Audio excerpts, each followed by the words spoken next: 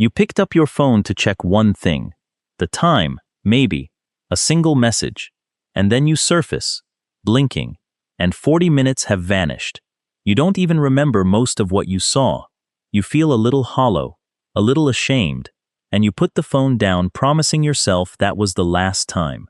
10 minutes later, your thumb is moving again before your mind has decided anything. So what is wrong with you? Nothing. The honest answer is that you are losing a fight that was carefully designed for you to lose.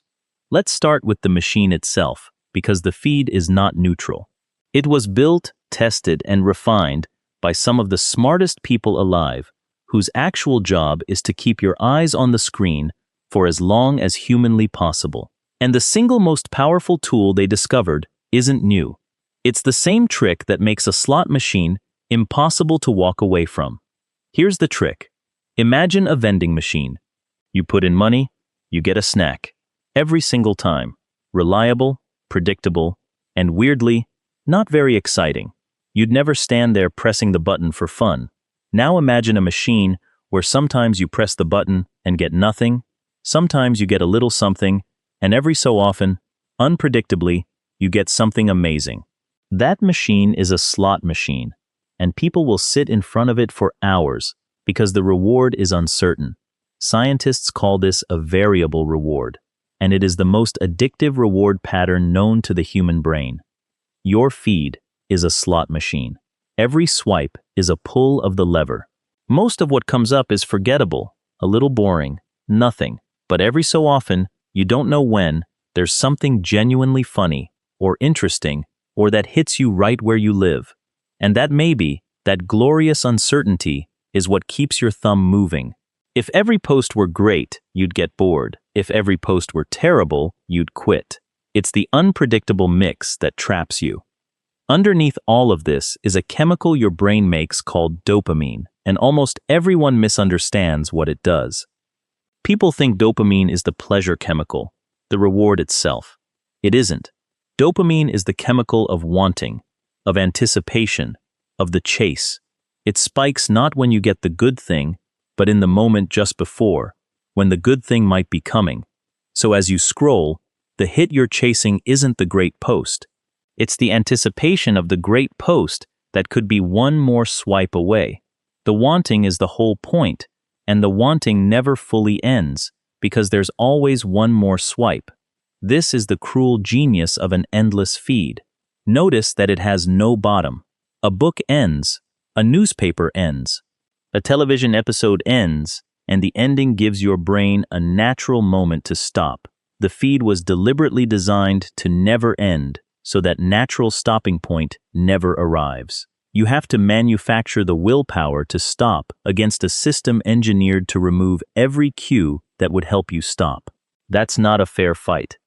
Then there's novelty, another ancient button the feed presses without mercy. Your brain is wired to pay attention to anything new, because for your ancestors, new information could mean food, danger, or opportunity. Noticing the new thing kept you alive. But the feed delivers new forever, an infinite stream of fresh little stimuli, each one tripping the same circuit that evolved to make you notice a rustle in the grass. Your brain treats every new post as potentially important, even though almost none of it is. And the people who build these systems measure everything. They run experiments on millions of users at once, testing which colors, which sounds, which tiny delays before a notification loads will keep you engaged a few seconds longer. The little pause before your feed refreshes? Sometimes that's intentional. The same suspense a slot machine builds before the wheels stop spinning. The number that counts your likes, the badge that turns red, the gentle pull down to refresh that mimics, not by accident, the motion of pulling a lever. None of this is random. You're not interacting with a tool. You're interacting with thousands of hours of behavioral engineering aimed directly at your weak spots. So when you fail to put the phone down, understand what you're actually up against. It is not a test of character. It is your ordinary, ancient brain running on instincts that kept your species alive for 1,000,000 years. going up against a system specifically built to exploit those exact instincts for profit. Feeling weak-willed about this is like feeling weak-willed for getting wet in the rain. The deck was stacked before you ever picked up the device. There's one more hook, and it's aimed at something very deep in you, the need to belong. A lot of what you scroll past is other people, their lives, their wins, their faces.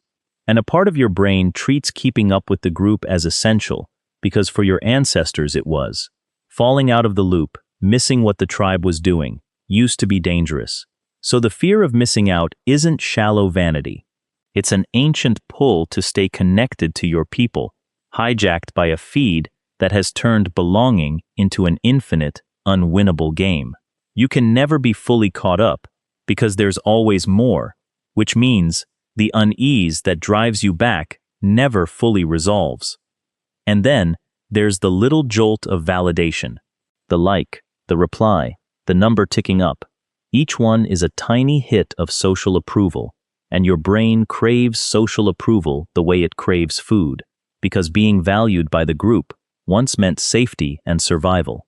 So you post, and then you check, and check again, chasing those small confirmations that you matter, that you were seen.